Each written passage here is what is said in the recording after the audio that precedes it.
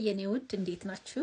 በስመ አብ ብዙዎቻችን ብዙ ሴቶች ስንባል ልክ ወንዶች ሲርቁን ወይንም በቃ ያንን አቴንሽን ሳይሰጡን ምን አድርጌው ነው ዛሬ ደግሞ ምን አጥፍቼ ነው ብለን ራሳችንን እናስጨንቃለን፣ ራሳችንን ብሌም እናደርጋለን፣ ራሳችንን በቃ እንወቅሳለን። መሆን የለበትም የኔ ቆንጆ። በቃ ወንዶች ኢንቲሜሲ እንደዚህ በጣም ፍቅር ስናሳያቸው ይፈራሉ። እንደው ታስጨንቂዋለሽ ገሸሽ ማለት ነው። በጣም ይጨነቃሉ፣ ይፈራሉ።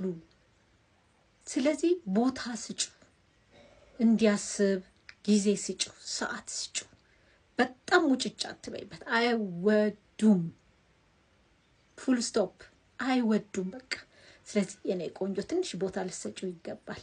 እና ራስሽን ደግሞ አትግጪ፣ ራስሽን ደግሞ ብሌም አታድርጊ። ሁሉ ጊዜ እኛ ፕሊስ ብቻ እነሱ እኮ ናቸው ፕሊስ ማድረግ ያለባቸው እኛንም። ከዛ እነሱ ከሚሰጡን ፍቅር ደግሞ እኛ ፕሊስ እናደርጋቸዋለን እንጂ እኛ ብቻ እኮ መሞከር የለብንም። ከነሱ መምጣት አለበት። ስለዚህ እኔ ቆንጆ ራስሽን ብሌም አታድርጊ፣ ራስሽን አታሳቢ። እኔ አድርጌው ነው እንዲህ ስላላረኩት ነው እንዲህ ያረ ራስሽን አታስጨንቂ።